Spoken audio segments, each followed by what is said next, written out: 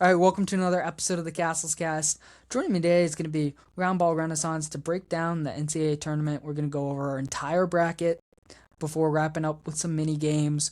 We're going to be doing some rapid fire March Madness questions and then playing a game of what college did he go to. So, it should be a ton of fun. Without any further ado, let's just get into the episode.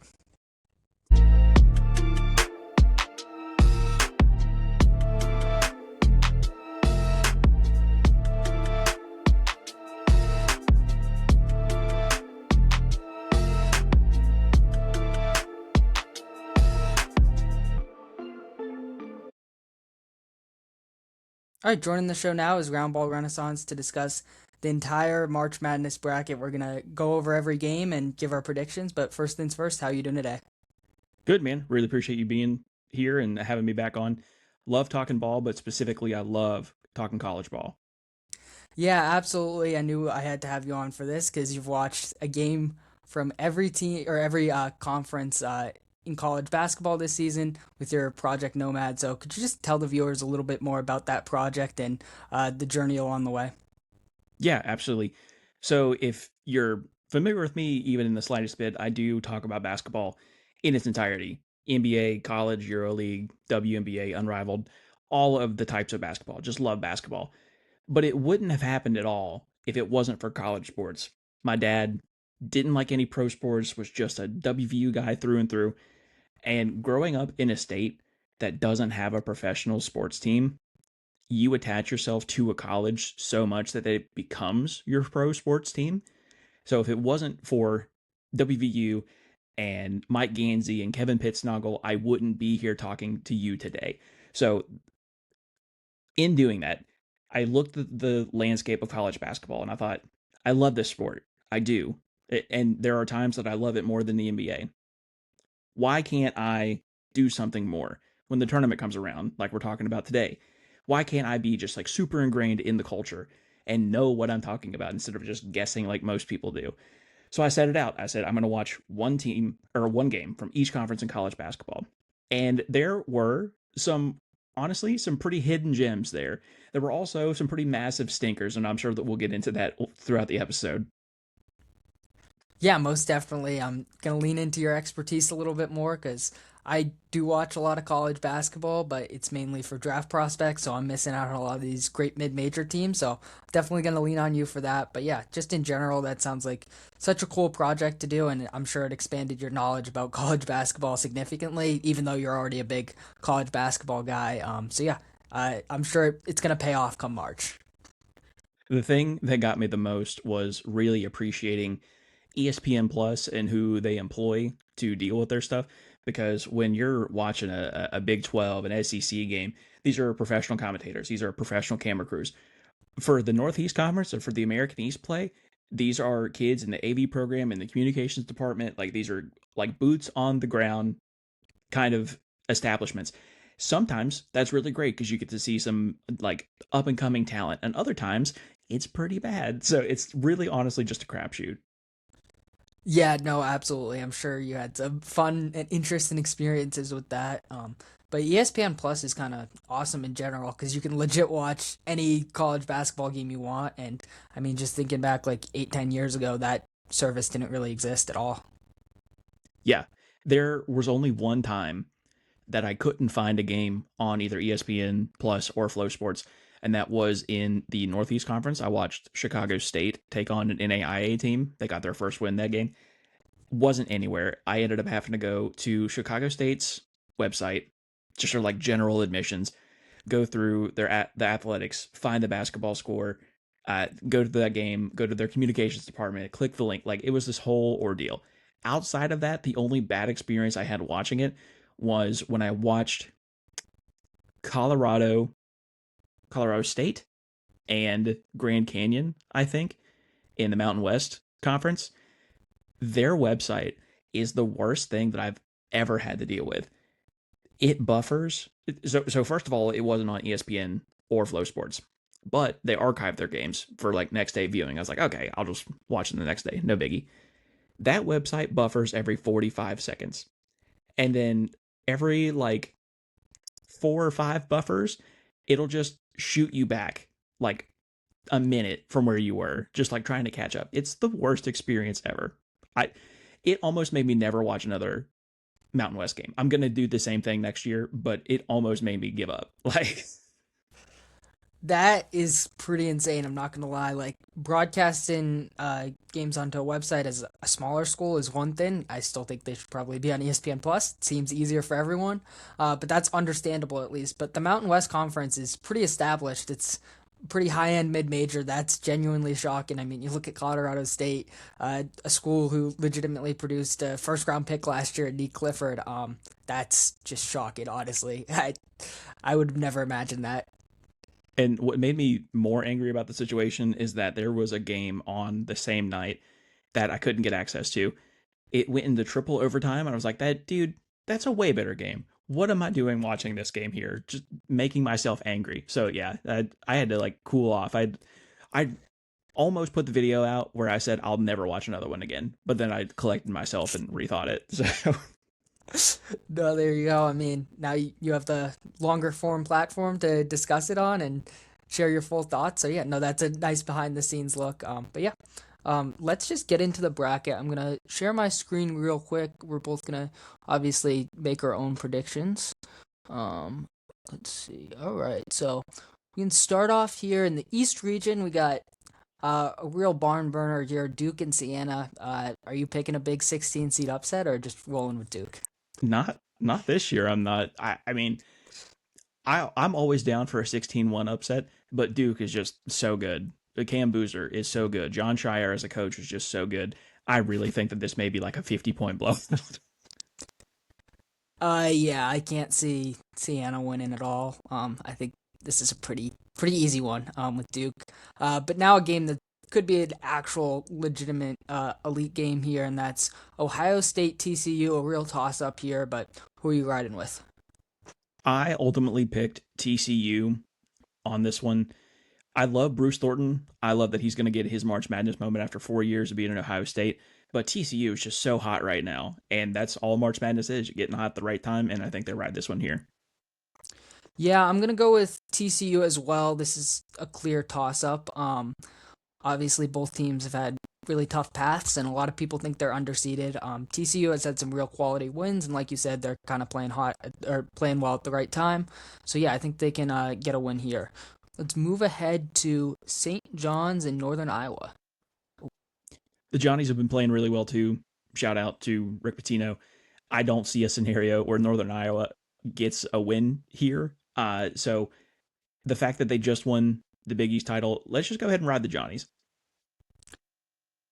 Yeah, for sure. I'm gonna stick with the Johnnies on this one. I'll probably say this a lot during the podcast because I have like four college basketball teams that I kind of root for, most notably North Carolina.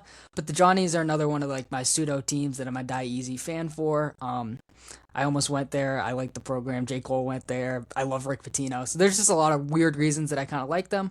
I think Northern Iowa seems like a pretty decent 12 seed, and they've had some past experience of pulling off some upsets, so you never know. But yeah, I think St. John's defense and size will be enough to get them past Northern Iowa. Now we can move ahead to Kansas and Cal Baptist. Kansas is another easy no-brainer for me here. Again, as much as I love upsets, just not today. If Darren Peterson is available, this isn't a contest. Yeah, for sure. It's Kansas is such a well-rounded team. Obviously the Peterson factor is huge, but I think they have a really nice all-around team that's a little underrated. I mean, all the noise around Peterson I think took away from them a little bit, but hey, man, this is a really talented team, and like you said, if Peterson's there, I don't see this being much of a game. All right, we can move ahead to. I feel like I'm going to say this so many times, but this is legit a toss up here between Louisville and South Florida. South Florida is a pretty trendy upset pick, and Louisville with Michael Brown, his injury leaves him up in the air at the moment. So, yeah, who are you riding with here? The injury is the biggest factor in this at all. But I also ride really heavy if you win the regular season conference tournament or the tournament. And and South Florida just won the American Conference. So I'm going to have to ride with them. If he was healthy, if Mikael Brown was healthy, I feel like I would feel differently about this, but not today.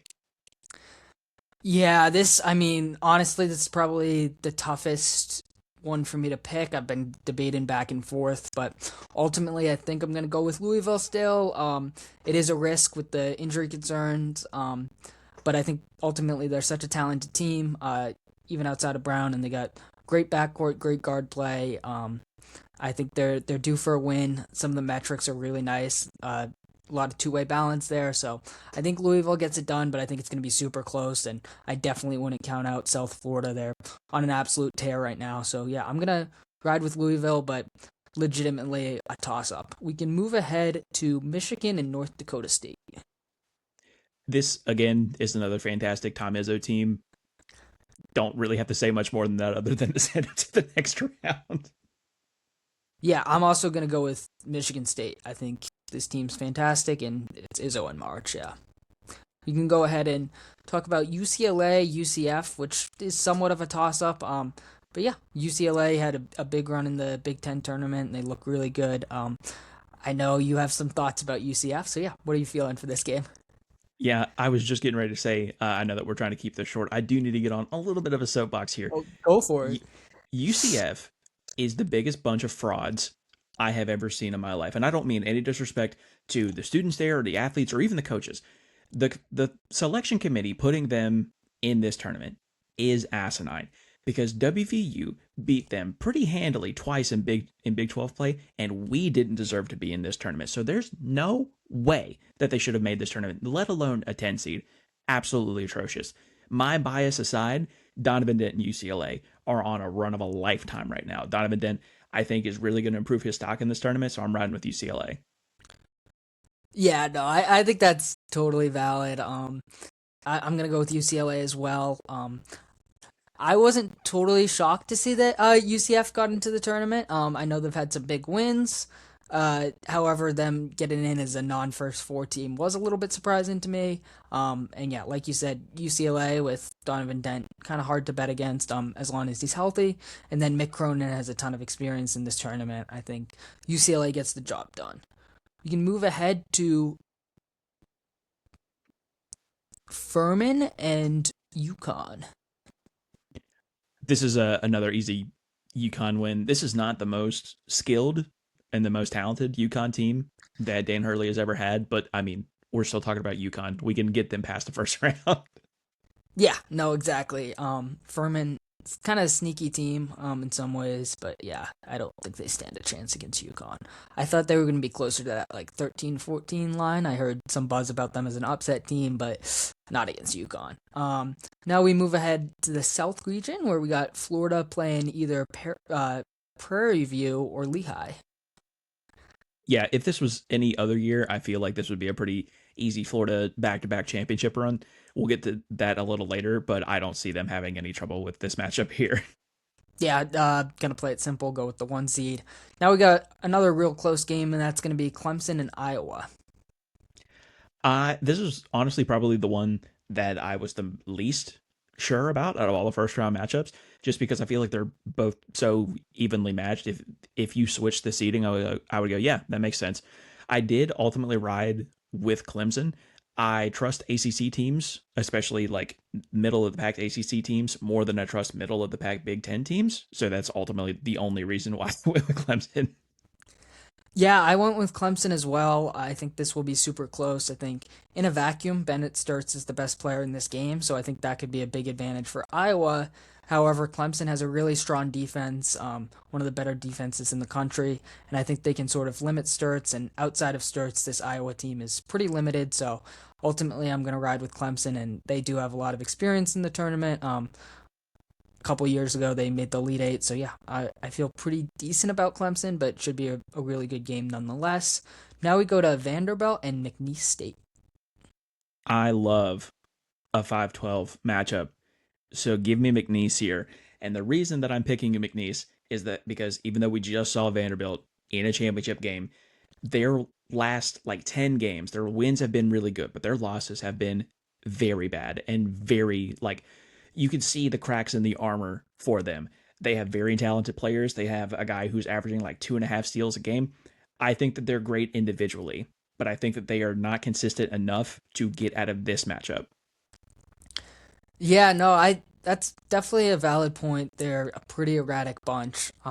Ultimately, I'm gonna stick with Vanderbilt here. Maybe I'm drinking the Kool-Aid a little bit too much after that SEC run.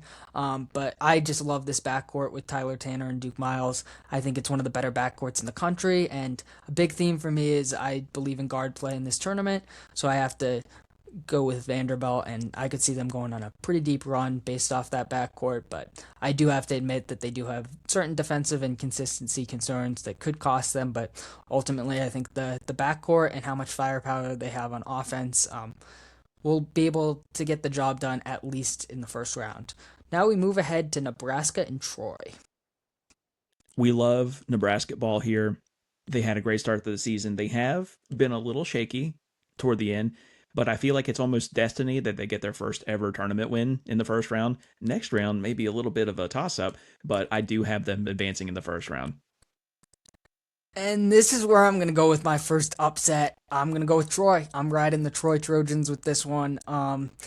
Man, I feel bad for Nebraska fans. They've never won a tournament game. I kind of feel bad picking against them. It's a great story. They've had really a historic season for their standards. But when I watch this team, and granted, I haven't watched that many games, but in the few games that I have watched, I haven't been super impressed. I mean, I know they're one of the 15 best teams in the country, but I can't figure out what they really do well.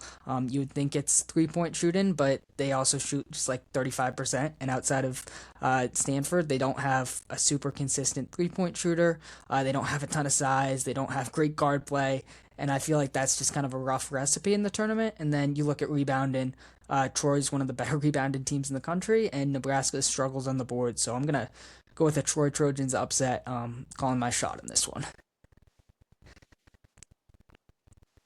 All right. Now we go ahead and we get to UNC and VCU. I have another upset here with VCU. They have been very good in conference play over the last 4 or 5 years or so. So I see that continuing here. And so much about this is the availability of Caleb Wilson. So because there are so many variables in the air, I went with VCU. Um, yeah, I could definitely see the VCU upset here. Obviously, Caleb Wilson's health is a big factor. He was ruled out for the season. So yeah, I don't know. I have to pick UNC because they're my team. But yeah, I could totally see an upset. If I wasn't a UNC fan, I might pick the upset. Just not the same team without Wilson. So, yeah, I mean that's what it comes down to. But I can't pick against them in the first round, especially since they're a 6 seed. Katie Nolan had a really good bit the other day about how much do you ride with your team. Like you can't be egregious. You can't just send them all the way to the championship. But you also can't be like, oh yeah, second round exit, and then they advance and go, oh, I was not there. I was I didn't believe in us. Yeah, absolutely. I mean, that's such a great point. And I will say I'm a die easy UNC fan. There's diehard fans, there's die easy fans. I think Dave Jacoby came up with that one, and I absolutely love it. And I use it mainly for college basketball. But UNC's always sort of been my team out of the big programs. But yeah, I'm obliged to pick them at least for one game. I'd say typically try to do two or three, but at least one this year, and last year was a bit tougher as well. So yeah, we'll see what happens. I think definitely some upset potential there. Now we go over to Illinois and Penn. I want so badly to pick Penn here. I ended up watching the championship game between them and Yale for the Ivy League, and Yale's a super talented team. Nick Townsend is super underrated, just great feel for the game. I want to pick Penn so bad, but I just can't. Illinois is so good. They have shooters. They have a great system. It's an easy pick for me. Yeah, I'm gonna have to ride with Illinois as well. And yeah, I mean, I tend to agree. I don't watch a ton of that Ivy League championship because there was a bunch of other games on. But a lot of times these Ivy League schools can do damage in the tournament, and I always like to sort of ride them for an upset if it makes sense. But I have a tough time seeing that they're gonna beat Illinois, who's just such a talented team, and honestly has some Final Four upside in my opinion. Um, Now we go to another one of these toss-up games, and that's gonna be St. Mary's and Texas A&M. I don't know if it's my Project Nomad mid major bias showing, but I feel like although Texas A&M is talented and they always kind of have been, I feel like this is such a layup for St. Mary's. They're constantly good. They've been in the top 25 for the last couple of weeks here, like really proving themselves as to be like a legit not contender for the title, but like a real upset threat. So even though they're favored here, I feel like they're the dog in a little bit of a situation. So I went with St. Mary's. Yeah, I think I mean you can't go wrong with this game, honestly. It- I feel like they're due for like some sort of at least like one tournament win at some point. I feel like every year, they're in it and then they get bounced in the first round when they have the talent to make some sort of a Sweet 16 run at least. With that being said, I'm gonna go with Texas A&M because I feel like every year I kind of ride St. Mary's and they always tend to disappoint me. So I'm gonna go with A&M on this one. Not great reasoning to be honest, but that's what filling out the brackets for. Now we got Houston and Idaho. I've got the Vandals in this one. It's just this Houston team is just too good. They have super seniors. They have Kingston Flemings. Their coach is incredible. I think he wants to make up for the blunder that he had last year in the championship game. So yeah, Houston's an easy pick here. Yeah, I'm going with Houston as well. Another one of my pseudo teams. I've picked them in a lot of March Madness as of late. I love the program. I love Kelvin Sampson. I mean, this team's legit. I think they have national championship upside. Yeah, they. I don't think Idaho stands a chance, unfortunately. Now we move ahead to the West region where we got Arizona, Long Island. First of all, fins up. Second of all, sorry, Long Island. This is not going to be a very fun contest for you. Give me Arizona. Yeah, that's it's a tough one. It looked like a great story. Long Island making the tournament. I believe it's the first time. You could correct me if I'm wrong, but the fins up thing that was going viral. And then you draw arguably the best team in the country with Arizona. Just a brutal draw. I think so much about like the 16 and the like 14, 15, 16 seeds is about getting exposure on our program. And because they've never made the tournament before and they were desolate over the last couple of years, to see them on this like historic rise has been really cool. So I'm glad that the broader audience is going to see what this fins up thing is all about. But yeah, this is probably going to be a drumming by Arizona. Yeah, no, absolutely. We can move ahead to another one of these coin flip games, and that's going to be Villanova, Utah State. Again, I don't know if this is my mid major bias show, but I've got Utah State here. Villanova's obviously talented, but they didn't prove to me in this. I don't want to call it lackluster, but that's really the only word that I'm thinking of. This lackluster season for the Big East, they didn't prove enough to me that they could be some of the like the best teams in the country. And Utah State is one of those in their conference. I think they have great size. I think they have really good shooters. So this is a prime upset here for me. Yeah, I could definitely see this one going either way. I'm gonna go with Villanova. I mean, this is sort of the same thing that I said about St. Mary's a couple games ago, but it's just every year I feel like Utah State gets into the tournament and they just don't do so well, and most years I pick them. So, uh, with that being said, this year Utah State and St. Mary's are probably gonna go on a run, but I can't do And it that's again. what's wrong with college basketball today. It's people like you. No, for real. Now we got Wisconsin and High Point. Shout out our guy Finn Keel, big Wisconsin guy. And then High Point is a really explosive team by all accounts, and they have a great offense. So this one should be a shootout. But yeah, who do you got coming out of this game? I saw somewhere on Twitter somebody said that Wisconsin is either the easiest first round exit or a Final Four team, and there's really not much like delineation between the two outcomes. I really like High Point. There was that graphic floating around where they have a kid that has went over 4 from 2, but is like a 40% shooter from 3, like just the most ridiculous thing you've ever seen. I do think it's going to be a shootout, but I believe in the upside more of Wisconsin. And honestly, I don't think that I can go against our buddy Finn. So give me Wisconsin. Yeah, absolutely. I think that's a good way to put it. Regarding Wisconsin's volatility. Because I could see them unfortunately getting upset in this game, but man, I mean, looking ahead a little bit, and it's going to be tough because you're presumably going to put them against Arkansas. But I feel like they match up pretty well with Arizona, especially looking at Wisconsin's 3-point volume, and then from there, you can kind of see a pathway to where they get into the Final Four, and we saw how dangerous they were in the Big Ten.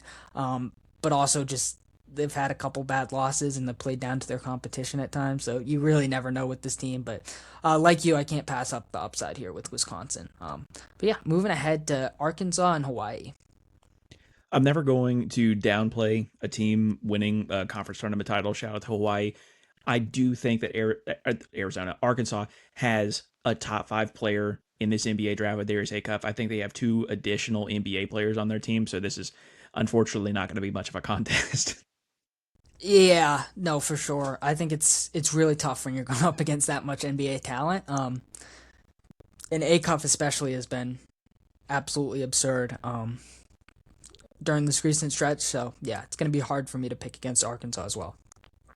All right, moving ahead to another team with some real NBA talent, and that's BYU, obviously, led by the potential number one overall pick in AJ DeBonsta. And then they're going to be playing against the winner of Texas and North Carolina State. But yeah, who do you got coming out of this one? It's I don't think that it's going to really matter. If it's NC State, I think that it's a little more of a competition, but BYU is so good, especially after losing Richie Saunders to an ACL. AJ DeBansa has just like taken his game to the next level, and he's proven that he's ready to compete at the highest level. So I don't think that BYU being a first round exit is in their destiny this time. Yeah, I totally agree. Obviously, the injury to Richie Saunders limits their upside. However, when you have a player like AJ, I think it's tough for me to imagine him not winning at least a game. From there, who knows? But yeah, I think he's going to erupt for like 35 points. So yeah, I think it could be a close game, but I'm just counting on AJ to get it done. And then we got Gonzaga and Kennesaw State. I watched a Gonzaga game for Project Nomad earlier in the year, and I said that this was probably the deepest Gonzaga team has ever been. There isn't an outright superstar on their team like we've seen in the past with Jalen Suggs or Chet Holmgren or things like that. I do think that this is still a pretty deep team, and they're getting some injury luck here. They're getting a couple players back that we've seen also really high on Graham EK. So I'm going to have to go with Gonzaga here. And spoiler alert, I have a general rule of thumb that you can pencil Gonzaga in for the Sweet 16, and I don't think that I've ever been proven wrong. So Yeah, I mean, I believe Houston knocked them out and broke that streak last year, but at the same time, since Mark Few's been there, they're nearly every year in that Sweet 16, and they never get upset. I know there's been a couple years where it's like, yeah, is this Gonzaga team that good? They're like a 4 or 5 seed. I'm like, oh, I'm gonna pick a sneaky upset here, and every time I've been wrong. I'm definitely not picking them to get upset when they're a 3 seed. And to your point about the injury luck, some of those players, including Braden Huff, potentially coming back, I think that will be a big swing for them. So yeah, I got to go with the Zags on this one. Now we got Miami and Missouri, the 7-10. Miami is in a similar situation to TCU. They're just getting hot at the right moment, so I'm going to have to ride pretty easily with them. Yeah, I'm going with Miami as well. The other thing at least from my research, Missouri is a very volatile team. They have a lot of problems with turnovers and stuff, and that's just not a team I want to trust in the tournament. So yeah, I'm gonna go with Miami on this one.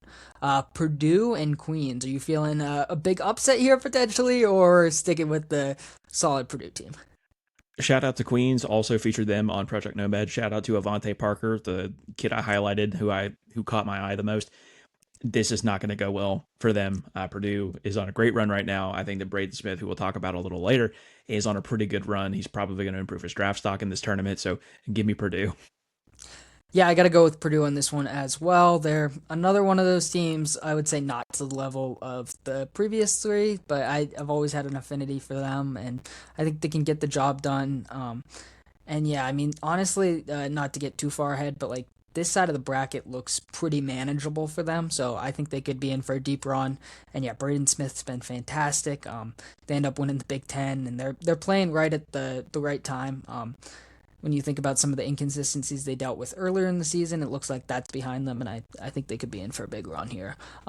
Michigan versus UMBC or Howard. Do you think potentially we could see UMBC pull off its second major 16-1 upset, or stick it with Michigan? I'm a little lower on Michigan than I think a lot of my peers are, but it's not going to be in this round. So give me Michigan. Yeah, hard to bet against Michigan. I mean, that size is going to be overwhelming. Now we got Georgia and St. Louis. St. Louis is another team I'm sure you're high on as a mid-major guy, but yeah, who you got coming out of this one? So I don't know if I've ever said it to you or on the show before. I do live in Georgia, so I also watch a lot of Dogs basketball, and they are also pretty volatile. And there's also a little bit of a factor for St. Louis. Robbie Avila has tweaked his hand or his hamstring or something. Like he's not fully 100%. We saw it in the championship tournament that they had. It what he was fine, but he wasn't the Robbie Avila that we saw a year ago, 2 years ago. So I went with Georgia on this one just because I don't know how effective Robbie's going to be. Yeah, I'm going with Georgia as well. Man, St. Louis is a tough evaluation. They obviously had a fantastic season, but the injury point is really big there. And I mean, I'll be honest, this is a little bit biased, but I did watch them play UNH earlier in the season. I was watching some of that game, and UNH was way too close. And if you're staying close with UNH, with all due respect, I just can't take you seriously at all as a tournament team. So I'm going with Georgia in that one. Now we got Texas Tech and Akron. Akron's kind of a trendy upset pick, especially with the injury to JT Toppin. But who are you feeling in this game? Yeah, I'm going to have to ride the wave there. I think the Zips are really good. It's unfortunate that we didn't get to see a rubber match between them and Miami of Ohio in the MAC tournament, but thankfully Miami did lose, so we can have a two bid MAC.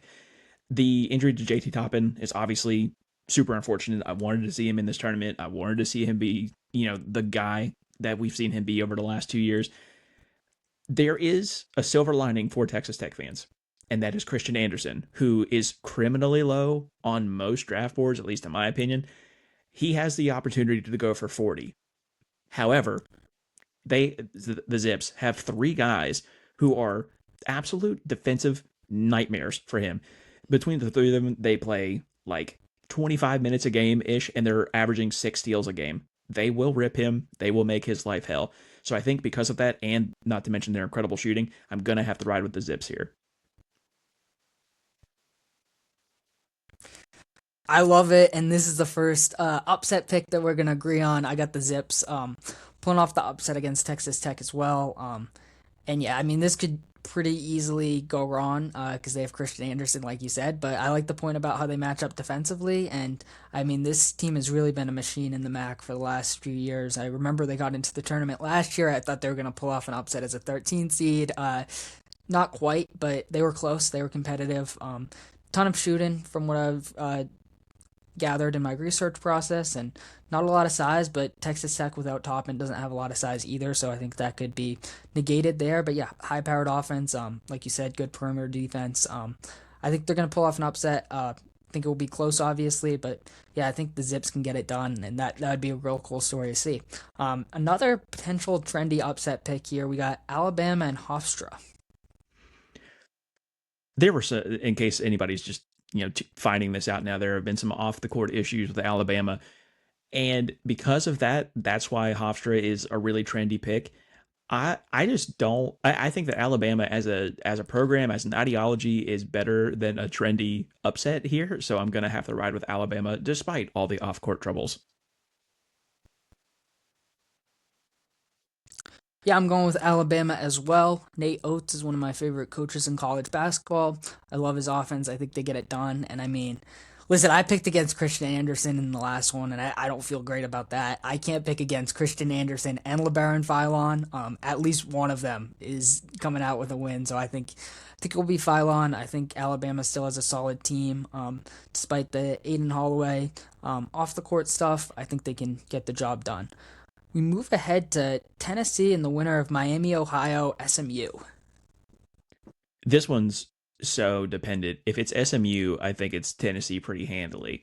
But if it's Miami, Ohio, I'm less convinced. They have had such a weird conversation surrounded them this entire season. Bruce Pearl obviously didn't help that situation, but they were undefeated in the regular season. You can talk about strength of schedule, you can talk about all this all you want. Going undefeated is nearly impossible in this game. It's happened three other times in this century, and one of them was a COVID season where the season just got canceled. So we don't even know if they would have went undefeated the whole time. Because there's so much volatility, I will lock in Tennessee just for like consistency's sake. But by the time this comes out, if it's proven that Miami has won this game, just retroactively say, hey, Roundball has picked Miami of Ohio to win this game. Yeah, no, I think that's a good way to look at it, for sure. I'm gonna do the opposite. I'm gonna say if SMU wins, I think they can pull off the upset. I wouldn't completely discount Miami over Ohio, but I think the strength of schedule thing is pretty real, and I mean they were in a lot of close games in the MAC. I think they're a little bit vulnerable, especially to a pretty talented Tennessee team. But I do think Tennessee's vulnerable, and I don't know. I think at some point Miami of Ohio is going to be a little bit outclassed, and I do like what I've seen from this SMU team. They got a really good backcourt. So I'm predicting SMU beats Miami of Ohio and then upsets Tennessee. But this one could go really anyway. And I mean, despite my lack of belief in Miami of Ohio, I love the story. I hate the dialogue around it. The Bruce Pearl stuff was obviously ridiculous. It's just like, man, it's tough for me to believe in a team that it is incredibly impressive to go undefeated in the regular season. But and I know I think Akron who played in the MAC as well. But it is tough for me to believe in a team that had such a poor schedule and was in so many close games. I hope they prove me wrong. But I'm going with SMU and then retroactively Tennessee. If Miami of Ohio pulls off the upset. I will say that I think that, especially in the MAC, Akron is on paper the better team, but I have never seen Miami of Ohio rattled. They have been in the worst situations throughout this season. They have been down double digits, a team that they should have no business being in a game with, but they are just so calm, so collected, and never rattled. And I think that's why I give them the edge in the first round at least. Yeah, no, I definitely respect that reason, and I know they've had a ton of crazy comebacks, and that's huge for the tournament. I feel like that always translates, and for what it's worth, the first four game is in Dayton, so it's pretty much a home game for them. Maybe that could sway things. I'm rooting for them. I hope they pull it off. I think it would be awesome to see, but I don't know. I think it could get dicey. Moving ahead to Virginia and Wright State. This Virginia team's just so good. I mean, if Duke wasn't as good as they are, we're probably talking about them being like the clear number one in the ACC. So go ahead and give me Virginia. Yeah, I'm going with Virginia as well.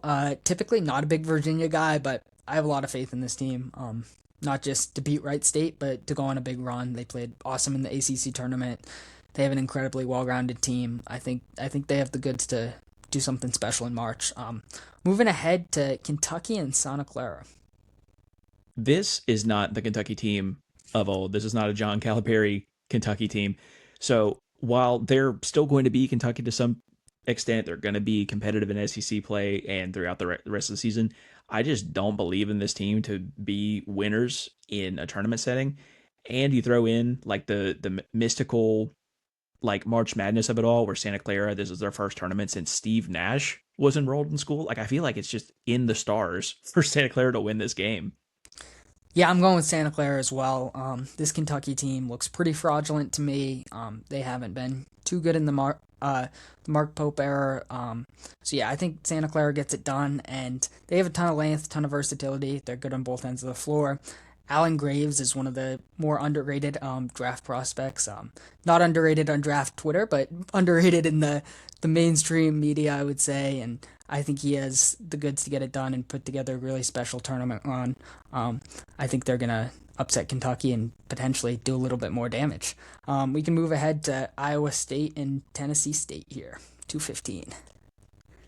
Shout out to Tennessee State. Also featured them on Project Nomad. Really unfortunate that you drew this upset here. Boy, is Iowa State very good. We played WVU played them earlier this year. We lost to them by like 35. It wasn't a contest from the jump, so I don't think Iowa State's gonna have a problem until like the Elite Eight, honestly. So Yeah, this Iowa State team's really good, and I mean, in a different year, they could potentially be a one seed. I think they'll have no problem with Tennessee State as well. We can circle back and go through the East bracket. Let's just do all in one. Let's get to the Final Four and then do that for every side. So yeah, starting off, we both have Duke and TCU. it's really hard to bet against Duke this year. I mean, momentum and getting hot and all we talked about for this TCU team to get past the first round. you're just running up against a buzzsaw in this Duke team. Yeah, for sure. Hard to bet against Duke, even as a Carolina guy. Spoiler alert, they're not going to be my national champion, but it's hard for me to imagine that TCU beats them. I think it could be like potentially like a UCF Duke game from that Zion era where it's like a super close game. It's like, well, is TCU actually going to do this? And then Duke just pulls away in the end. It's hard to bet against their talent and infrastructure there. But yeah, another a real great game here. A legendary coaching matchup, as so many of these matchups are going to be in this East region. We've got St. John's and Kansas. I have a slight upset in this one. I took the Johnnies here, and a lot of that is this big like cloud, this big dark cloud around Kansas and what Darren Peterson is going to be. If I can count on guys to play 35 minutes, I'm generally going to go with them, especially when we're talking about one of the greatest coaches of all time in Rick Pitino. If we can't guarantee that, if we come into this game and I get an alert that says Darren Peterson out for the rest of the game, played 9 minutes, I go, this is exactly what I was talking about. So I just because of the dark cloud and the mystique around it, I went with the Johnnies. Yeah, this is where I'm gonna kind of look like an idiot for saying the Johnnies are one of my teams, or pseudo teams. I'm gonna go with Kansas here, and I might instantly regret it with the Darren Peterson X Factor. I don't know for This some guy reason. doesn't stand for anything. I no integrity over here for real. Yeah, I mean it is a massive X Factor. There's that cloud hanging over their heads, but something tells me that Peterson's gonna have a big run in March. I don't know. It's kind of a gut feeling. And then with St. John's, unfortunately, I can't believe in this backcourt. And like I said before, guard play is a big thing for me, and I just don't think they have it. Their defense is great, but I just don't think they have enough creation and offense to really put together a deep run as much as I'd like to see it. Maybe that's because I rode them all the way to the national championship last year and they lost to Arkansas in the second round. Maybe a little salty about that, but yeah, I think Kansas can get it done. We move ahead to UCF or yeah USF and Michigan State for you, and then Louisville and Michigan State for me. I just can't go against Tom Izzo in March. Just I can't allow it. My body will reject it if I try to. So Yeah, it's really hard to bet against Michigan State and this team. They have a lot of experience. They don't have a ton of star power. But yeah, I think they can get it done. It's like you said, it's hard to bet against Izzo. That's why it was such a toss up for me between South Florida and Louisville. But ultimately, I was picking Michigan State either way. Um, Now we move ahead to UCLA and UConn, which would be uh, an incredible battle of the coaches. I'm interested to see what you'll say about it.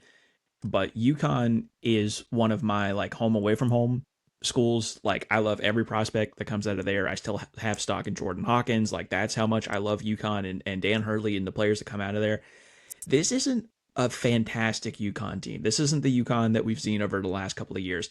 They were inconsistent in their MTEs, their multi-team event earlier in the season. They were inconsistent in Big East play and through the tournament. I feel like this catches up with them here too. And the big X factor for UCLA is Donovan Dent. If he can continue this run that he's been on, where he's been generally fantastic, I think you can get an upset here.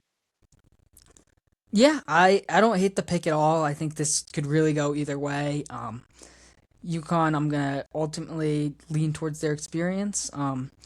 And Hurley, even though Mick Cronin's an awesome coach in his own right, I just find it hard to bet against them. Maybe not for a national championship run, but at least to make it to the Sweet 16.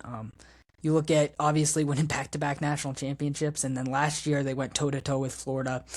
Even though it's not entirely the same team and they have been inconsistent, I just have a hard time picking against the infrastructure that they have there.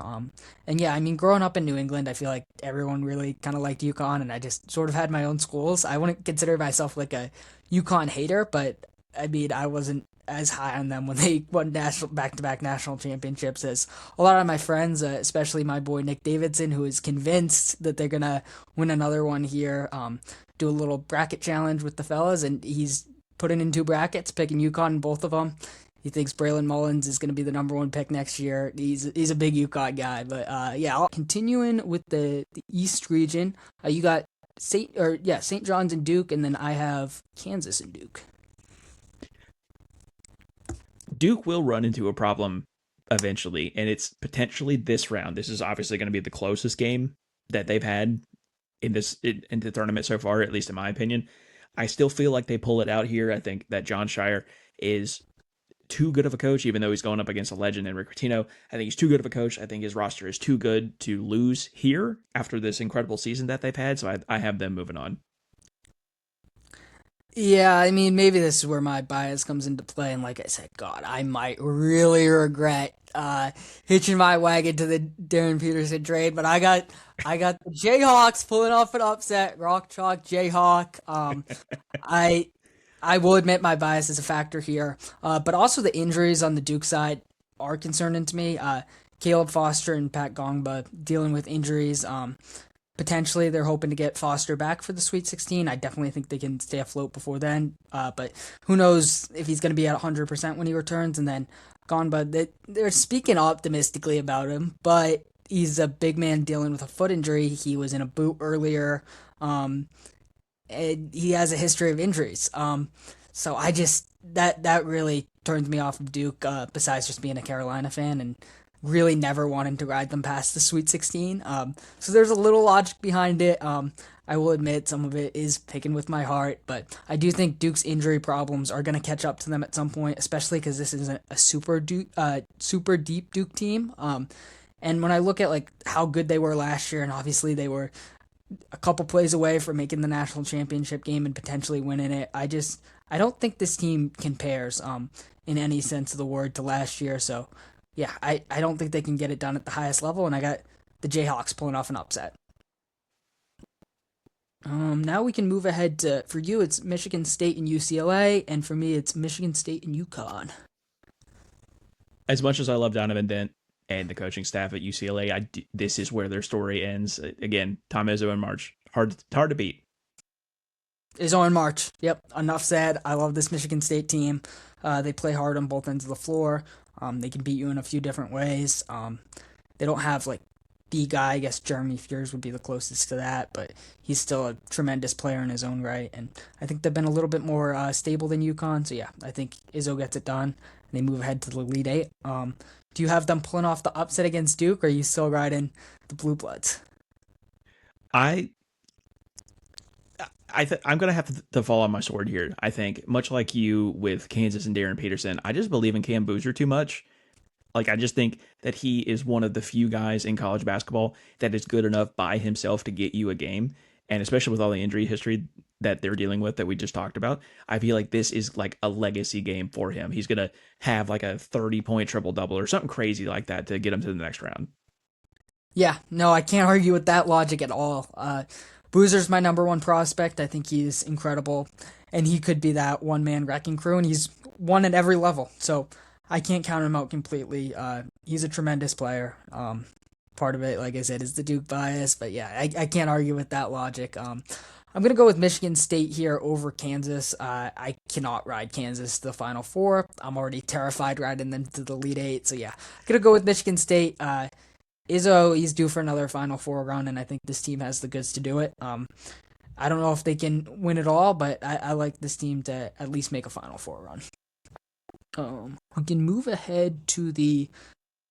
Actually, let's just stay up here with the West region. We got Arizona and Villanova, or you have Arizona and Utah State. As much as I would love a scenario where we're talking about like Utah, Utah State, and like I don't know USF in a national championship game, it's just not going to happen. Arizona is loaded. WVU unfortunately had to play them this year as well. We got trounced by 30. Give me Arizona. Yeah, I'm going with Arizona as well. I'd be pretty shocked if they don't at least make it to the Sweet 16. Yeah, again, I was debating Villanova, Utah State. It's a real coin flip, but either team is probably going to lose to Arizona. Now we got what potentially, assuming there's no upsets, could be one of the best games of the entire tournament, and that's Wisconsin, Arkansas. Yeah, again, shout out to our buddy Finn. This is where your ride ends for me, though. I think that it has been a little too long since we've seen a Coach Cal team go really deep in the tournament. and I think Acuff is that guy. So I have him going over Wisconsin here. Yeah, this is a really tough one. I'm gonna go with Arkansas though. I think part of my logic is I'm like 99% sure that they're gonna beat Hawaii, where as with Wisconsin, I'm like 85% sure that they're gonna beat High Point. So I think there's slightly a chance of an upset in that round. I mean, not to look too far ahead, but I do think Wisconsin slightly matches up better with Arizona. But yeah, I gotta ride with Acuff there. A little bit more star power, and I think just a little bit less overall volatility. But man, if the bracket broke right for Wisconsin, I could easily have seen them in my Final Four. I was really high on them during that Big Ten tournament run. But regardless, moving ahead to BYU Gonzaga for both of us. I said earlier that it's pretty much a penciled in Sweet 16 for Gonzaga. I am going to go ahead and ride that here. Going to have to stick to my guns. I do think that BYU is like the worst possible draw for them. I think that AJ DeBance is the worst possible draw for them to make it to the Sweet 16. But ultimately, I just can't go against my own rule up here. Yeah, I'm gonna go with BYU. I could easily see Gonzaga making it back to the Sweet 16. It seems like they do it every year. Maybe this is just like the NBA draft guy in me, but I think AJ is in for a big run. I want to see all these top prospects go to at least the Sweet 16. So maybe that's a factor. But yeah, I think it's a tough matchup for Gonzaga in terms of just containing AJ, which is tough for anyone. But I think BYU can pull off just a little bit of an upset here in that second round. And then going over to Purdue and Miami. I think we have both of that. Yep. So yeah, who do you got here in Purdue and Miami? I think the floor generalship of Braden Smith and the defensive ability of the team in general is just a little too good for Miami, so I have them going over. Yeah, absolutely. Hard to bet against Purdue. As good as this Miami team looks right now, I think it's a little hard to bet against Purdue. Now we got Arizona and Arkansas for both of us. Maybe this is insane. And I put out a short form video recently. I recently wrote an article about Darius Acuff. Maybe I'm riding a little too high, but again, I'm okay with falling on my sword. Give me Arkansas here, despite how good Arizona has looked this year. Yeah. I love it. Honestly, I'm gonna pick Arizona still. Um, but I can't stand the people that they fill out their bracket and you have 4 1 seeds in the final four. I don't care if that happened 20 years in a row. I still wouldn't do it. So I love the upset pick. And when you have a player like Acuff, he's a special talent, man. He's the best point guard in the country. I think he's a clear top 5 pick. I'm on the Acuff train with you. He's talented enough to put together a big run. He's made for March. With that being said, I think Arizona just has a little bit more talent overall. They're a little bit better defensively, and it's just such a great conglomerate of guys. I have a hard time betting against them, but you can't count out a player as special as Acuff, so I definitely respect the pick. And I do think Arizona's 3 point volume could get them in trouble later, so this could be the game, especially with the firepower that Arkansas has. But yeah, I love the pick, honestly. And then I got BYU and Purdue, and you got Gonzaga and Purdue. Much like the momentum thing that we were talking about earlier, I think this Purdue team's a little too good, and I think that because of Gonzaga's inability to get past the Sweet 16 most years, I think I'm going to have to continue this line of thought that I had and pick Purdue. Yeah, I'm rocking with Purdue as well.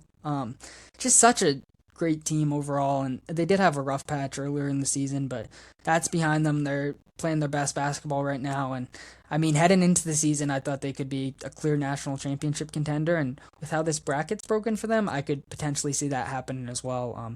But yeah, there's just not a single thing that this team does at a below average level, so I think that's a good recipe for success. And then obviously having Braden Smith is huge. So are you continuing to ride this Acuff train, or do you think it comes to a stop with Purdue? It's like asking me to pick between my favorite kid, between Braden Smith and Darius Acuff. It's really tough for me. But objectively, Darius Acuff is a better basketball player than a guy who's going to have a TJ Connell career for the next 10 years. So give me Arkansas. Yeah, no, I respect it. I mean, the tournament is where stars are truly built, and we're starting to see the momentum there for Darius Acuff. He's had a terrific SEC tournament, but I think he's going to make a real name for himself in this March Madness, and I'd love to see it. I'd love to see a Final Four run for Coach Cal. I love Coach Cal. I think it'd be a lot of fun. I'm gonna stick with Arizona over Purdue. I just think this team is they're a wagon, man. National championship potential. I mean, outside of the 3 point volume, which does concern me a little bit, they have everything you could possibly ask for. Incredible backcourt, and an incredible front court. Stellar depth. They just really have it all. They have a ton of NBA talent. And the more I watch them, the more impressed I am with them. So I have a hard time not riding them to the Final Four at least. But we should see. This team, they have a history of underwhelming in the tournament, so you never know. But yeah, I'm going to rock with Arizona here. Let's go ahead and go to the South region with Florida and Clemson on both of our brackets. I don't know when Florida's luck will run out, but it's not this round. So give me Florida. Yeah, I got to go with Florida. They aren't as good as last year, because they don't have Waller Clayton, quite frankly, but their front court is still exceptional, and they have the skeleton of a national championship team, so I can't count them out yet. And then we got McNeese State and Nebraska for you, and then Vanderbilt and Troy for me. I talked in the last round about how it was destiny that Nebraska ball get their first tournament win, and this is where the luck runs out. I think McNeese gets the double upset here. I love it. A 12 seed going to the Sweet 16, and we saw them have a nice run last year as well. So history repeats itself. I definitely respect it, and I mentioned earlier I think Nebraska is super vulnerable. Yeah, I mentioned earlier I'm kind of drinking the Vanderbilt Kool-Aid, and that's going to continue here. I have them taking down Troy, so I guess I'm not really drinking the Kool-Aid too much. Maybe a little foreshadowing there. And then we got Illinois and VCU for you, and Illinois and North Carolina for me. It again, if you know one thing about me, I love seeing mid majors do well. At some point, you just run into too talented of a team, and unfortunately, for me in my bracket, this is where their luck runs out. Illinois is just too good. They are hitting on in all cylinders at the right time. And again, I'd love to see VCU in a national championship one day, but it's not going to be this year. Yeah, the logic checks out. Illinois is terrific on both ends of the court. Keaton Wagler, one of the best prospects in the draft, and then they have a ton of size around him. Really, it's a great program. I could see them going on a pretty big run. I can't pick North Carolina without Caleb Wilson. I just can't. I'm sorry. I'm a total fraud. Like I said, I'm a Die Easy fan. I'm going with Illinois on this one. And then we got Houston and St. Mary's for you, and Houston and Texas A&M for me. Kelvin Sampson is just too good of a coach to lose at this point, especially after the year he had last year. So give me Houston. Yeah, absolutely. I have a hard time imagining them not making the Sweet 16 at the very least. Moving ahead to the Sweet 16, you got Florida and McNeese. Do you think the luck runs out here, or is this incredible McNeese state run going to continue? God, what I would give to have McNeese have a Loyola Chicago run, a George Mason run, a Florida Gulf Coast University run. It's not this Florida team. I think this is the last semi comfortable win for Florida in this tournament, but they're going to move on. Yeah, yeah, that's valid. I mean, it's tough to pick a 12 against a 1, especially with all of Florida's experience.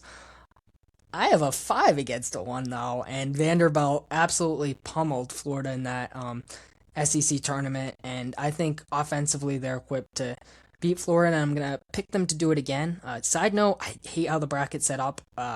Two Big East teams shouldn't be in the same region, and two SEC teams shouldn't be in the same region like that. They should just switch St. John's and Vanderbilt. It would make a lot of sense, but it'd be a cool rematch to see nonetheless. And I do think their backcourt is built to sort of expose Florida's weak point, and that being their own guard play. I don't think that's a strength of theirs. Their 3 point shooting is pretty poor, and Vanderbilt's an excellent 3 point shooting team. So I'm riding Vandy to the Elite Eight.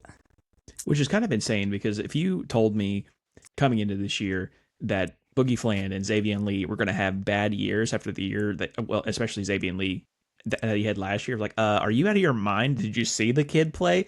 But yeah, it's been really unfortunate, but that skeleton that you were talking about earlier, like of the remnants of this national championship team, that's what's been keeping them in this like pantheon this year. So yeah, Florida, like I said, is this is probably the last comfortable win for them, at least on my bracket. But if they lost here, that would make sense too. Yeah, most definitely.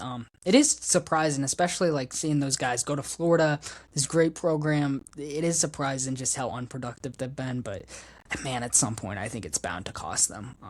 They could ride all the way to the Final Four, but I just don't see uh, repeat potential there. We both got Illinois and Houston. So who are you riding with on this one? This one is going to be Houston's toughest battle up to this point, pretty clearly, and just based on their veteran leadership that they have in guard play, the coach Kingston Fleming's his ability to go off on the biggest stage. I'm gonna have to go with Houston here. Although I would love a scenario where we could have both of these teams in the Final Four or in the championship game. Yeah, absolutely. I'm sticking with Houston. I love this team. I am a little concerned about like the front court size. I feel like that's kind of my one concern with Houston. Chris Sinek is great. Tugler's great. But Sinek's super inexperienced and Tugler always gets into foul trouble. So I do think it could be a little tricky against this Illinois team, but I got to ride with Houston. The guard play is tremendous. Their experience is incredible. I think they're looking for revenge after that national championship game, and they might just deliver it on my bracket. I'm gonna pick them to beat Illinois. I'm too invested in this Houston team, man. I can't think against them. Although, man, if Illinois ended up on just another side of the bracket, I might pick them to go all the way to the Final Four. They got a great team. I think that would be an awesome game, and I'd love to see it. But yeah, regardless, I got Houston and Vanderbilt, and then you got the national championship here, Houston and Florida. Yeah, this is one that I'll definitely be circling on my calendar. I'll probably call in sick if it lands on a work time slot. This is where I think Florida's luck runs out. I think that the guard play of Houston is going to eat Boogie Flan and Xavier Lee alive here. Yeah, absolutely. I think this would be an awesome Elite Eight matchup. And if we're lucky to get it, I do think Houston would beat them. I think they're looking for their revenge, obviously, and then the guard play factor is just huge. Now we got Houston and Vanderbilt. I got to keep rolling with Houston, man. This is a great team. They have a little bit more two-way balance than Vanderbilt. As we talked about, Vanderbilt's a little volatile, so I feel a little bit dicey about putting them in the Elite Eight already, so I don't think I can ride them all the way to the Final Four. Moving ahead to our last region, the Midwest region, we got Michigan and Georgia. Both of us had that. Yeah, I was kind of 50-50 on Georgia or St. Louis in that first round matchup. This is less of a concern for me. Michigan's going to move pretty easily past Georgia here. Yeah, for sure. I don't see an 8-1 upset, honestly. Probably anywhere in the bracket, but especially this one. And we move ahead to Akron and Alabama. We both had that on our brackets. I think that Alabama just has too much league talent, too much NBA talent to fall to the Zips. And again, I love a story. I think that the Zips have been incredible this year, but honestly, getting past the first round when you weren't even supposed to make the tournament by every other metric, you had to win the MAC tournament to even get in this thing. I think that's a pretty good run. Yeah, 100%. Yeah, I think Alabama will just overwhelm them with their talent. I think it would be a fun game. Probably a shootout with just how much firepower these offenses have. But yeah, we are moving ahead to Tennessee and Virginia, or the play-in team in Virginia. We're both kind of sitting on the fence depending on that matchup. But yeah, do you think Virginia gets the job done either way? Yeah. Like I said earlier, if Duke wasn't as good as they are, we're talking about this Virginia team a lot more. Virginia's super talented. Absolutely, man. I think they're the most underrated team in the country. I'll talk a lot more about them later, but yeah, I think they get it done against one of the three teams that they play. Now we're moving ahead. We both had Santa Clara and Iowa State on our bracket. Who you got here? Sorry to Steve Nash's alma mater. Iowa State is a wrecking crew. Yeah, I mean, Iowa State's really good. They're a really, really good team, and I cannot fault you for going with Iowa State. As I mentioned earlier, I like to Spice things up a little bit with my bracket. I don't like to go too chalk, and I see this Santa Clara team having somewhat of a magical run, making the Sweet 16 as a double-digit seed. Um, yeah, I think they have the versatility, the size, some of the guard play to really match up with this Iowa State team.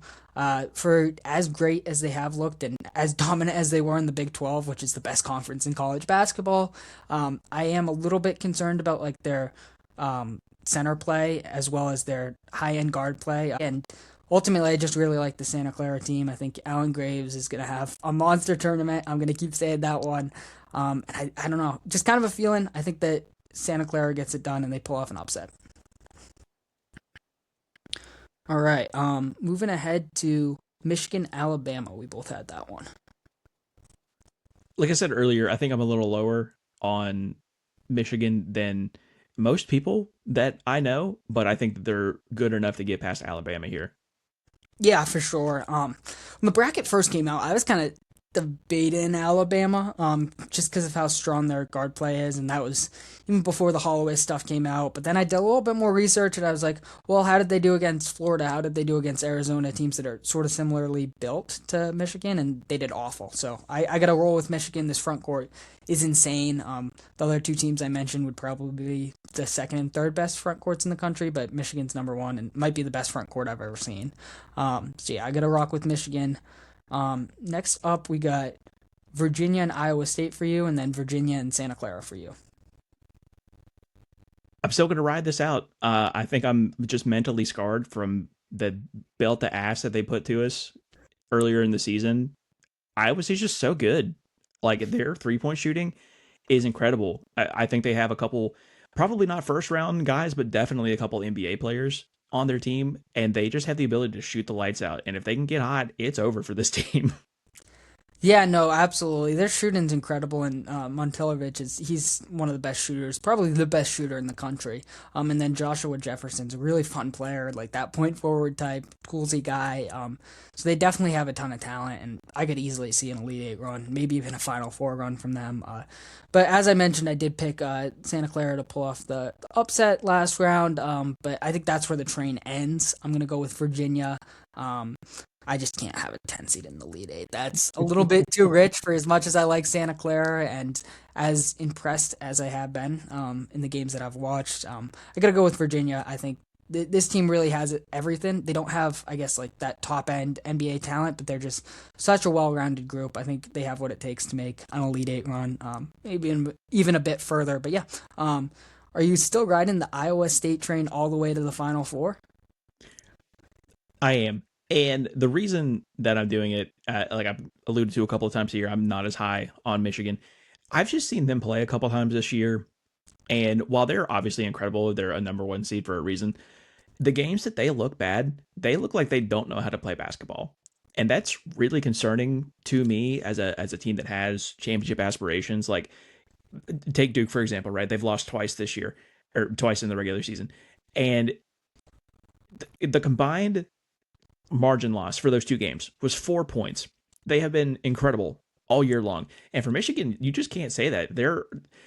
Their rotations are baffling at times. Their philosophy when they're down is like what's the opposite of stupendous? Whatever that word is, that's what it is for this team. And I just can't trust them at this stage. And because again, Iowa State can get so hot from three and kill you from the perimeter, I'm gonna have to ride with them. Yeah, I tend to agree with Michigan. I do think they have national championship upside. I don't think there's any denying that. They were one of the three teams I was really debating to win it all. I think personally for me, my biggest concern is like the backcourt play again. I feel like I'm beating a dead horse with this one, but their guards are just not good enough. I know their front court's the best in the country, but I don't trust Elliot Cadeau in high leverage situations. I think he's super erratic. The LJ Kaysen injury I think could be big. I think Virginia matches up with them pretty well. They don't have like the best backcourt in the world or the best front court in the world, but they're so well rounded and they have a little bit of everything. I'm going with Virginia to make a Final Four run, and I mean that's not something I thought I would be saying heading into the season. Honestly, I'm not like a massive Virginia guy, but I've been so impressed with this team. And yeah, I think they have what it takes to get the job done.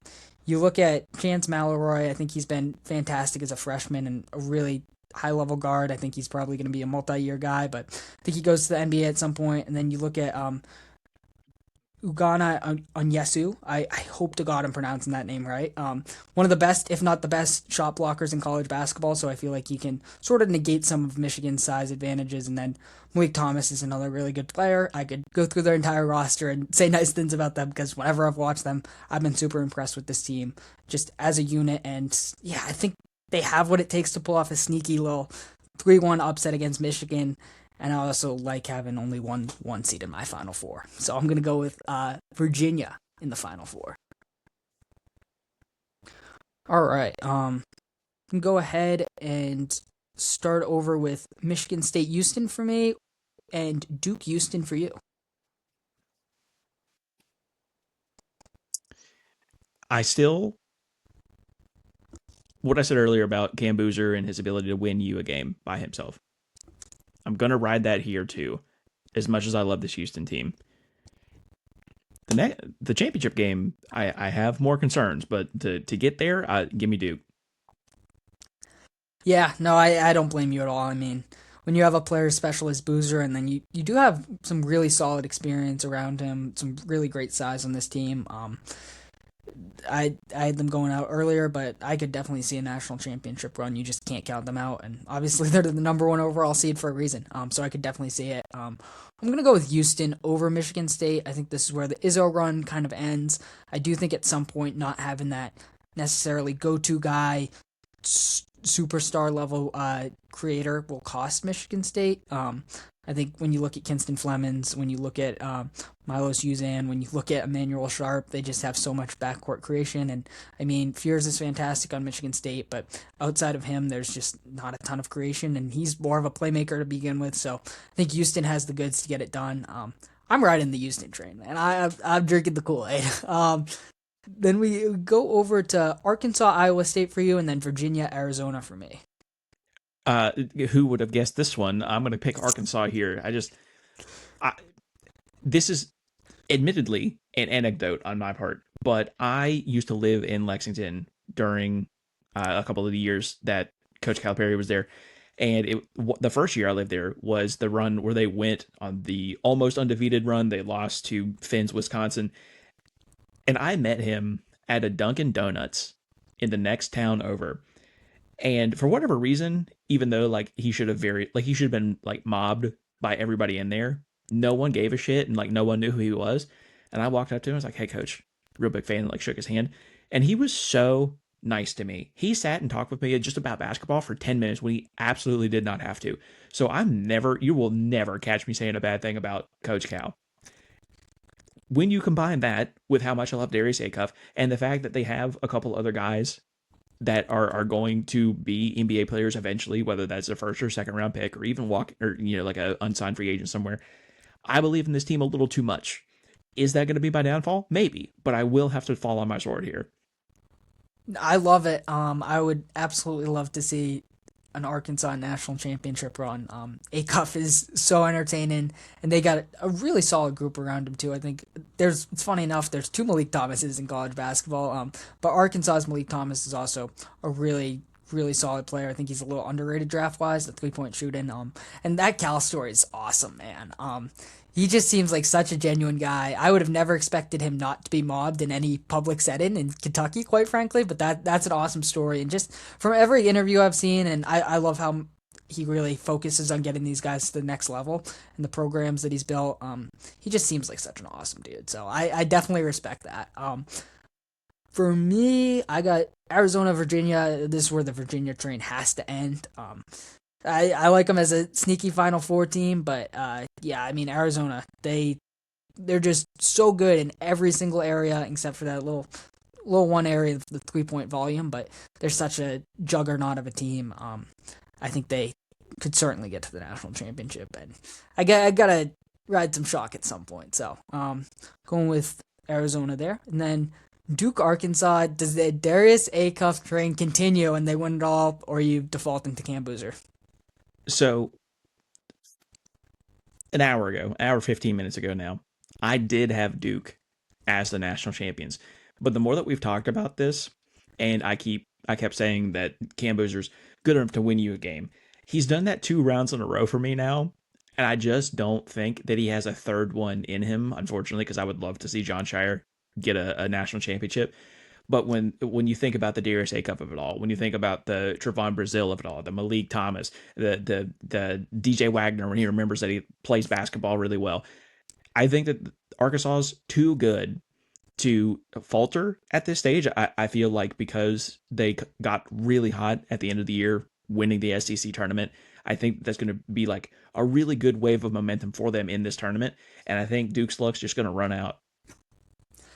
I love it. Not just because of the UNC ties. I love these original picks. I love this Arkansas team as well. And I love how you change your mind. I respect that. I was fully expecting you to pick Duke here, but man, a Darius Acuff national championship run would be one for the ages. And just as an NBA draft guy, that would be so special. And I'm sure he'd average like 30 something points during this tournament. I would absolutely love to see that.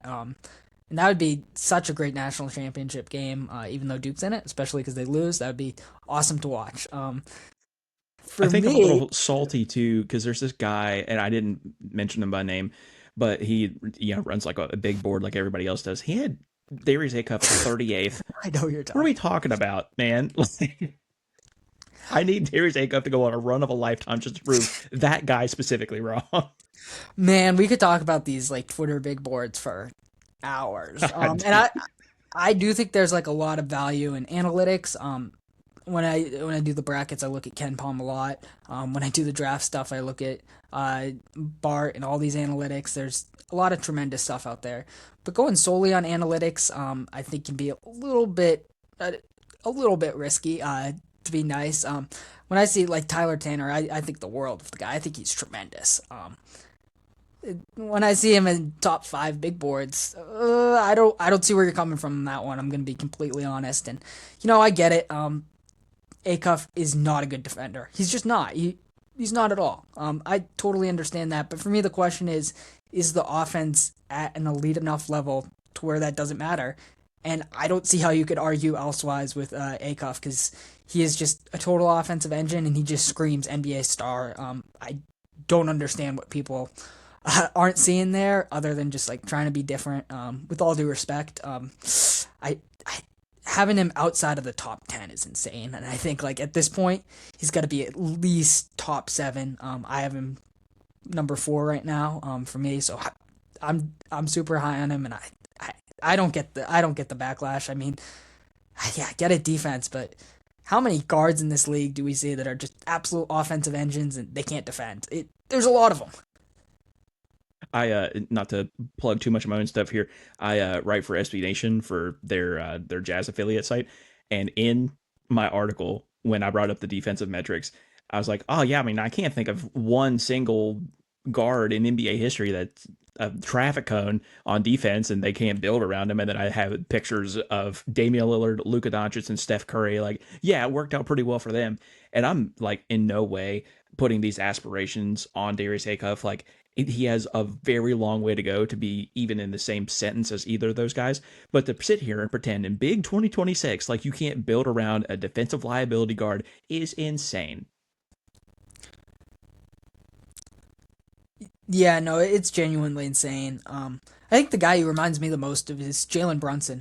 When you look at the elite on-ball abilities, the playmaking chops, the on and off ball scoring. I think, and the way he's built, kind of, he's like a little bit chunkier, and he's like 6'2".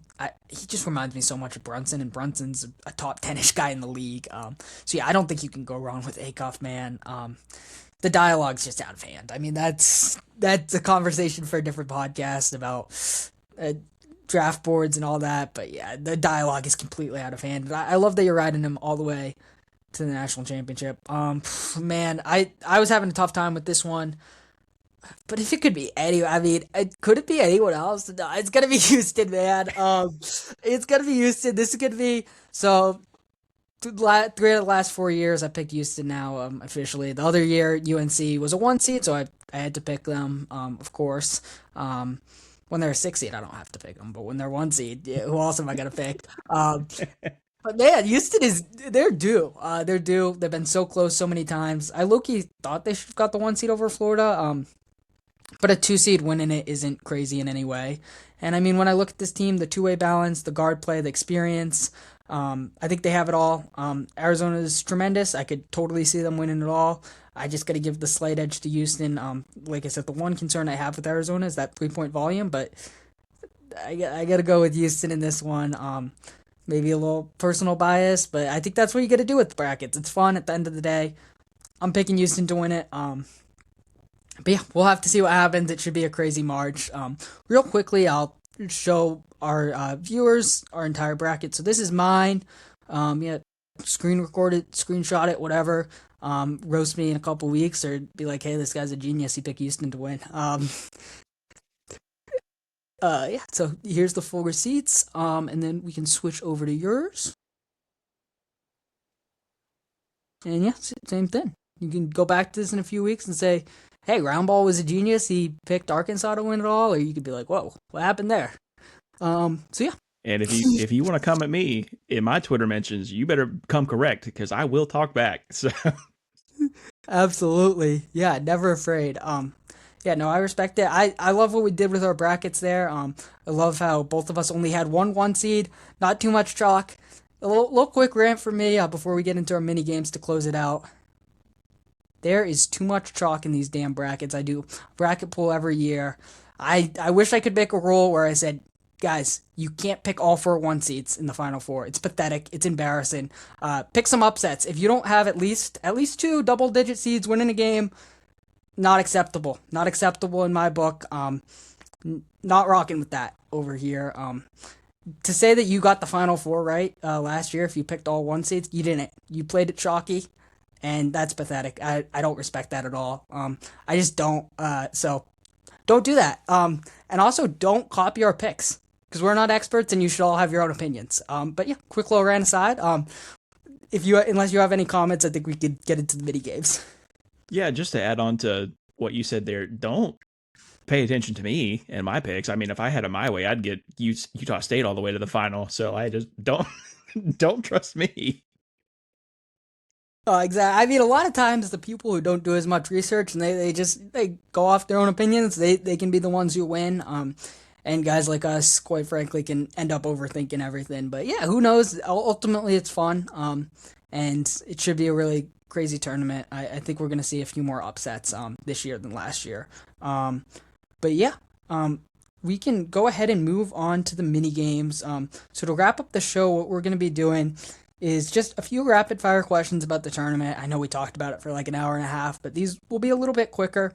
And then we can close out with the game of what college did he go to, inspired by both John Wall from Amazon Prime earlier, and then the Numbers on the Board podcast. I did have as my first question dark horse national title team, but I think that's your actual pick, and that's Arkansas. It is Arkansas. I did have UCLA. Just so many things have to go right for UCLA to get to that point that I kind of backed off of it toward the end. But yeah, Arkansas is my dark horse for sure. Yeah, I totally respect it. UCLA, who knows? I mean, Mick Cronin, he could be in for a special run. I'll go with Vandy. I rode them to the Elite Eight. I think that backcourt is amazing. I think Tyler Tanner is going to have a huge tournament. It would be crazy if they won as a 5 seed, but hey, that's why they're a dark horse. Favorite round one matchup? I don't think that it's going to be on everybody's list, but my favorite first round matchup is going to be the Ohio State TCU matchup. Love Bruce Thornton. Like I said at the top of the show, I'm so happy that he's finally getting his March Madness moment, and it couldn't have come at a better time. Yeah, that's going to be an awesome one. Like we said earlier, legit coin flip could go either way, and I believe that's the first game on Thursday. So, what a way to kick off the tournament, man! That one should be a ton of fun. For me, I'll go with South Florida and Louisville. Another one where it legit could go either way. And honestly, I haven't watched South Florida, but I've heard a ton of good things about them. So I'm excited to see what they got. And I think it will be an absolute shootout and a total barn burner. So I'm excited for that one. This is a question I've been asking the last few podcasts, sort of with the number one pick debate. Who do you have right now as your number one prospect? I think I do. My prospects a little different than everybody else. I I'm sure you know who Chris Vernon is from The Ringer, and he does his own show for Memphis. He does this. He has this like motto: just draft kids that won't suck. And while Cam Boozer, Darren Peterson, and AJ DeBanso will obviously not suck, I think the one that has the least question marks about it is AJ. Because, and I don't think that this is necessarily like a valid criticism of Cam Boozer, but they're like, oh, well, is he just going to be a super Al Horford? Is his game too rigid? And then the question mark for Darren Peterson is, will he play? I just think there's less question marks about AJ. This is who we're going to get. And while he needs to be a little bit better defensively, the ability to score the way that he does, led the nation in scoring, like that's who we're going to get in the league. Yeah, I love that Verno shout. I think we talked about him last time you were on the pod. Verno's the best man, and that Yeah. I love that motto he has. Just don't overthink it. You can't go wrong with AJ. I've done my Cam Boozer spiel a couple weeks in a row, but yeah, he's still my number one prospect, guys. Actually, kind of for the same reason. I just don't see a way where he fails at the next level, but I also don't see that for AJ. So I mean, you can't go wrong with either of them. And then even if you're a DP guy, you love the upside. Totally get it. Totally understandable. I I picked Kansas to go to the Elite Eight, so that should tell you how I feel about DP. Um, Last question here: who's a prospect that you think will raise their stock the most in this tournament? Now, full disclosure, I hope that they don't because ESPN put out an article 5 days ago that has him falling to us in the second round. I think Braden Smith has a lot to prove to like the general masses of basketball fans. He has been this good for 4 years. I think too, the reason that he was overlooked, especially the two of those years, is because he had Zach Edey. Like, oh, how easy is it to get assists when he's 7'4"? Braden Smith is like the ultimate floor general. I did a breakdown of him on one of my short form videos. Like, he just sees the game at such a high level and he never makes mistakes. He's going to end up being the all time leading assist getter in NCAA history. And that just doesn't happen if you're bad. So I think that he's going to skyrocket at least probably like 20s, if I had to guess, if they can have a decent run in the tournament. Yeah, I really like that pick. Braden Smith's the guy that he's going to translate to the NBA. I don't think he's going to go super high, especially in this class, but he's such a solid all around player. And I mean, the playmaking and feel for the game stuff really jumps off the screen. I mean, I'll compare him to my goat. He's a little bit Chris Paul like. I don't think he's going to be nearly the player that Chris Paul is. I think you mentioned that TJ McConnell comp. I can kind of see that, but watching him in college, it's Chris Paul like. The defense, the playmaking, the mid range shot. I love me some Braden Smith, so I love that one. I'll stick with Allen Graves because I picked Santa Clara to go to the Sweet 16. I think he's a guy that a lot of NBA Draft Twitter knows about. That's a guy that I think NBA Draft Twitter is right about, quite frankly. The analytics with him are absolutely incredible, but super versatile. And yeah, he has a high feel for the game, which is something I really value. The playmaking jumps out. Can legit play like 3 through 5 at the NBA and is super versatile on defense as well. Yeah, super high on Graves, and I think he's got a big tournament run in him. Wrapping up with a game of what college did he go to? We each have 10 players, and we're just going to try to guess them as quickly as possible. I can start off with my 10 players for you. The first guy we got is Jose Alvarado. I do want to say before we we jump into this, we were talking in DMs. 5 to 7 years ago was my absolute prime in this. I could have named you 90% of the league. I've definitely lost my fastball in that aspect, but I'm not going to be as bad as Shaq, and I'm definitely not going to be as good as John Wall. Uh, for Jose Alvarado, something is screaming to me Georgia Tech You got it. on the board, baby. Let's Take go. that, One for Shaq. one. John Wall? Who knows? We got Wendell Carter. He's a Duke kid, right? Sure is. We got Onyeka Okongwu. Oh, USC. Three He's a for Cali three. boy. He sure is. We got Tobias Harris. Tennessee legend. You betcha. We might have to turn up the heat just a little bit here. Going with Ryan Rollins. Ooh, Ryan Rollins, good one, good one, good one. Ooh, I don't think I know this one. Toledo. Toledo. Yeah, you would give me 30 guesses. I wouldn't have got there. Shout out to Toledo. We got Harrison Barnes. UNC. You Big bet. UNC guy. Had to throw it at Tar Heel. Had to do it. A little bit more of a tricky one here. We got Bones Highland. Ooh, Bones Highland. It's kind of funny just because of like their player profiles. I get him and Ayo mixed up so easily, and I was gonna like scream Illinois at the top of my lungs, but I know that that's not the correct answer. I don't think I know him either. So, This is a school that I know you're kind of a big fan of, and that's VCU. oh, did he go to VCU? I did not know that. Shout out to VCU. Shout out the Rams. Moving ahead, we got Sadiq Bey. Villanova. Yes, sir. We got Derek Jones Jr. DJJ.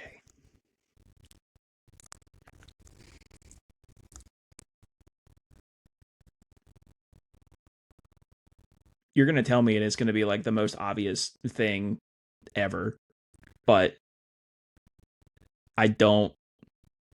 I don't know. Do not know. UNLV. It's kind of a tricky one. Yeah. Okay. I was thinking it was West Coast. I was thinking that it was like in my head it was gonna be like San Diego, like not San Diego State, but just San Diego in general. But yeah, I can see him being a UNLV for sure. It's a close one. We got to close it out. We're gonna go with Gary Payton Jr. Gary Payton Jr. or Gary Payton the second, I guess. That's so funny that you have to make that delineation. What a weird guy Gary Payton is. Um, I don't know why, but Michigan State seems right to me. I don't think that that's correct, but I could see like Michigan State or even Michigan, but it's actually Oregon State where the OG okay, Gary yeah. Payton went. Kind of a tough one, but yeah, you did pretty well there, 7 for 10. I think you'll I take will that, right? take it. For mine, you said in our DMs that this is your niche. So I did go with all former Celtics players, but I tapped into my bag a little bit, maybe a little in your youth to see how far back we can go. Oh, full disclosure, two layups here to the beginning. So if you're ready, I'm ready. Let's go. Let's take out the arguably, with the exception of Vinny Sexpants, the greatest 77 to ever wear the Kelly Green in Amari Williams. Oh, Kentucky. Kentucky, And absolutely. before that, Drexel. Bonus points, absolutely. And then the second and last current Celtic, Baylor Shireman. Oh, great. And that's my boy. And before that, South Dakota State. On the board, 2 for 2. Now here's where I started getting into my bag a little bit. You said, I think when I had you on my show, you said that the 2010 run solidified your Celtics fandom. So I think some of these may be a little difficult for you, but we'll just see how much of a sicko you were as a kid. Luke Herringody. Yeah, I couldn't tell you where I went to college. Yeah, no. Keeping the Celtic theme, you went to Notre Dame. That okay, I can see that. Yeah, that makes sense. I think he was the next guy after Scal to wear 44. I think that's why I remember it so well. But yeah, Notre Dame guy. Fab Mello, Syracuse. Syracuse. Yeah, I was really hoping that you would got that one, especially because that was the Jared Sullinger draft. But yeah, good pull. Juwan I'm Johnson, Juwan Johnson. I'm gonna go Ohio State. I do not think that's right. Big Ten team, Purdue. There we go. Arguably my favorite 50. Nope, that's not true because Joe Johnson wore 55. My second favorite 55 in Celtics history, Jordan Mickey. Hmm. Damn, I'm kind of hurt. You didn't say Baylor was your favorite 55. I'm gonna go He's Georgia Tech though. you're getting like pretty close as far as like geographical location. He went to LSU.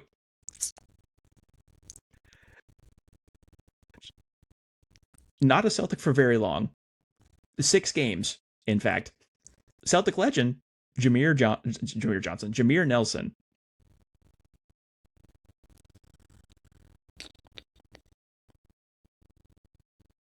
Did he go to UCF? He went to St. Joseph's. That I'm never gonna get that. Player of the year that year too, mind you. Shout out Javier Killing Dalsey. game. Oh man, I honestly, this might be bad. I low-key thought Rasheer Fleming might have been the first St. Joseph's guy to make it to the league. I think I've done 6, so we have 4 more, and we're gonna. Oh boy, deep bag pulls here. Celtic legend Vander Blue. No, I don't know where we went to college. Hell no. He is a Marquette Golden Eagle through and Boy. through. Oh boy. This is rough. I swear, if it was current players, I'm going 10 for 10. I guess this is not my specialty. All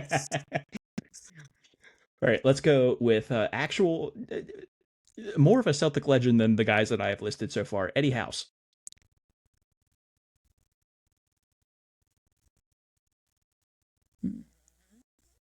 This might be a dumb guess. Did he go to New Mexico?